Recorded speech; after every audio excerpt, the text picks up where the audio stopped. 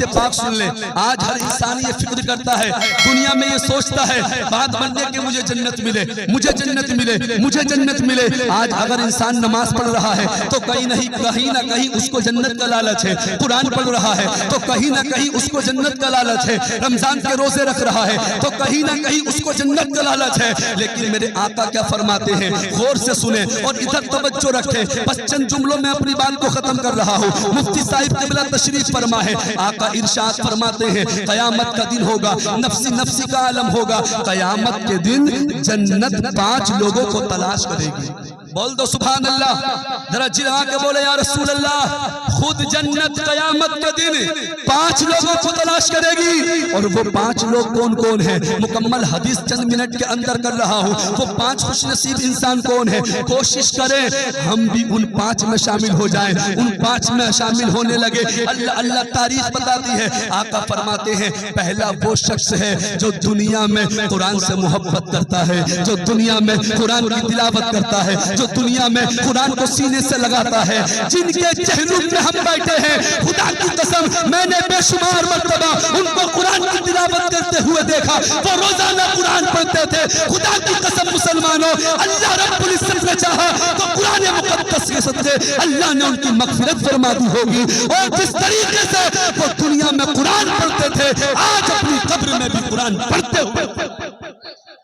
کیونکہ جو دنیا میں قرآن سے محبت کرتا ہے, جو دنیا میں قرآن سے پیار کرتا ہے, وہ بعد مرنے کے اپنی قبر میں بھی قرآن پڑھتا ہوا نظر آئے گا. بعد مرنے کے قرآن کی تلاوت کرتا ہوا نظر آئے گا. اللہ اللہ. اور میرے آقا نے تو خود فرمایا, مشکات شریف کی حدیث پاک ہے, میرے مصطفیٰ نے فرمایا دنیا میں جو سورہ ملک کی تلاوت کر کے سوتا ہے, بعد مرنے کے جب وہ بندہ اپنی قبر میں جائے گا تو اللہ سورہ ملک کی تلاوت کے صدقے اس کی قبر کو جنتی باغوں میں سے ایک باغ بنا دے.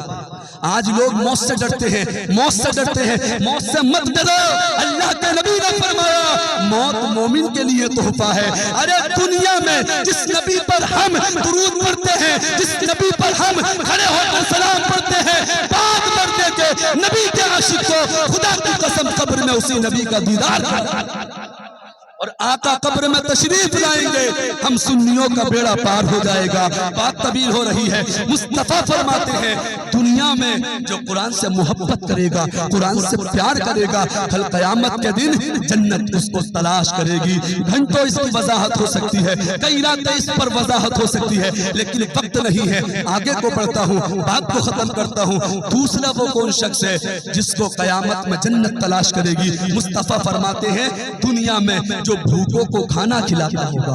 اے لوگوں, اللہ نے دولت عطا کی ہے, امیر آپ کو بنایا ہے, پیسہ دیا ہے, تو اس امیری پہ اتراؤ مت, اس امیری پہ پھٹو مت, اس امیری پہ گھمنڈ مت کرو. اس لیے بعد مرنے کے یہ دولت تمہارے کام نہیں آئے گی, بعد مرنے کے یہ پیسہ تمہارے کام نہیں آئے گا. اگر کوئی چیز بعد مرنے کے کام آنے والی ہے تو وہ نبی کی محبت ہے. بعد مرنے کے کوئی چیز کام آنے والی ہے تو وہ قرآن کی تلاوت ہے. آقا فرماتے ہیں جو دنیا میں بھوکوں کو کھانا کھلاتا ہوگا, کل قیامت کے دن جنت اس کو تلاش کرے گی. اور میرے غوث تو فرماتے ہیں میں نے فرائض کے بعد نیکیوں کے دفتر کو الٹ پلٹ کے دیکھا, اگر سب سے بڑی کوئی نیکی ملی تو بھوکوں کو کھانا کھلانے میں.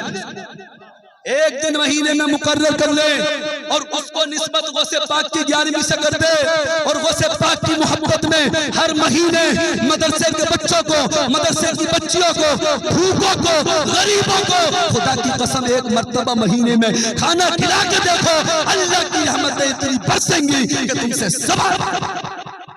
آج انسان ہزاروں خرافات میں خرچ کر دیتا ہے, شادیاں ہوتی ہیں آتش بازی میں خرچ کر دیتا ہے, ڈی جے باجے میں خرچ کر دیتا ہے. لیکن خدا کی قسم جس مذہب اسلام کے ہم دامن میں اپنی زندگی کو گزارتے ہیں, میرے مصطفیٰ کی بارگاہ میں ایک صحابی آئے, بخاری شریف کی حدیث پاک ہے, مفتی صاحب قبلہ تشریف فرما ہے. صحابی نے آ کر عرض کیا آقا اسلام کا سب سے صحابی نے عرض کیا آقا اسلام کا سب سے اچھا عمل کیا ہے؟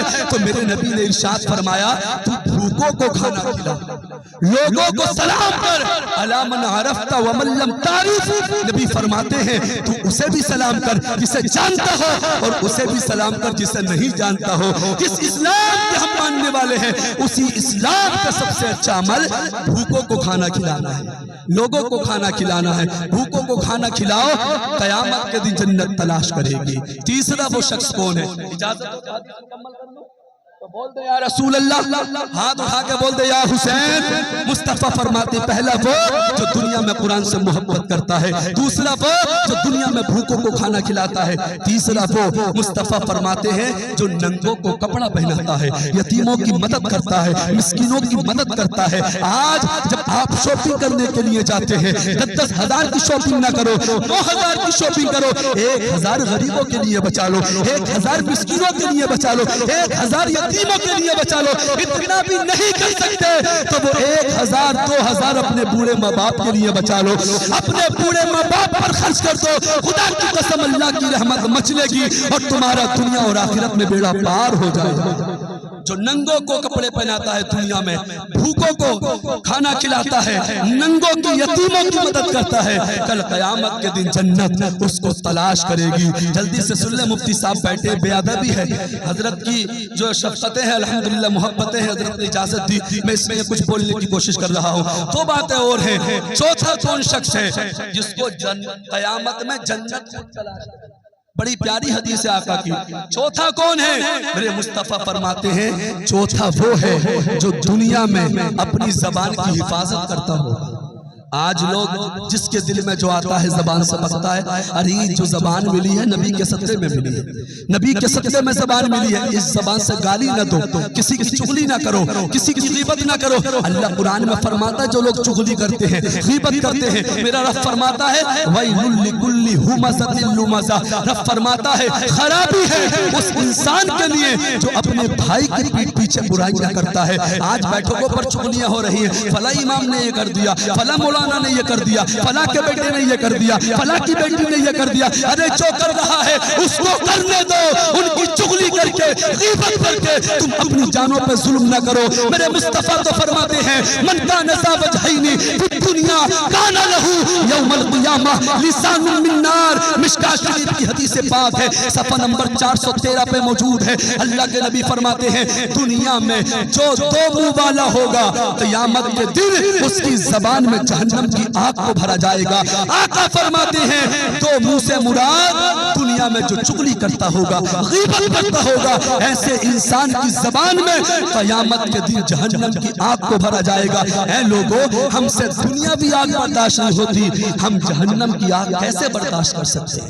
ذرا غور کریں، تصور کریں، ہم سے دنیا بھی آگ برداشت نہیں ہوتی، ہم جہنم کی آگ کو کیسے برداشت کر سکتے ہیں؟ آپس میں محبت کے ساتھ رہو، پڑوسی کا حق ادا کرو اور اللہ اور اس کے رسول کے ہر فرمان پہ عمل کرو۔ میرے مصطفیٰ نے تو فرمایا لیس منا من لم یرحم صغیرنا ولم یوقر کبیرنا۔ آقا فرماتے ہیں لیس منا، وہ ہم میں سے نہیں ہے، من لم یرحم صغیرنا، جو چھوٹوں پر شفقت نہیں کرتا، ولم یوقر کبیرنا، اور بڑوں کی تعظیم نہیں کرتا۔ اور جسے آقا یہ کہہ دیں یہ ہم میں سے نہیں ہے، وہ جنت میں کبھی داخل نہیں ہو سکتا۔ اس لیے چھوٹوں سے پر شفقت کرو، بڑوں کی تعظیم کرو۔